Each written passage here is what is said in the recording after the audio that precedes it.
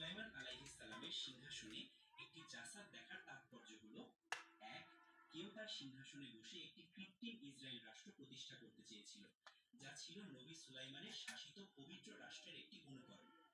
দুই, কোরআন বলছে সিংহাসনের উপরের দেহটি ছিল একটি জাসাদ, একটি আত্মাবিহীন দেহ। সুতরাং দাজ্জাল দেখতে মানুষের মতো হবে, আচরণও মানুষের মতো করবে, কিন্তু সে একজন পূর্ণাঙ্গ মানুষ হবে না। আর এখানেই আমরা কৃত্রিম বুদ্ধিমত্তা বা এআই এর বিকাশকে বুঝতে পারি। দাজ্জাল সম্পর্কে একটি বর্ণনায় বলা হয়েছে যে সে মৃতকে জীবন দেবে। আমরা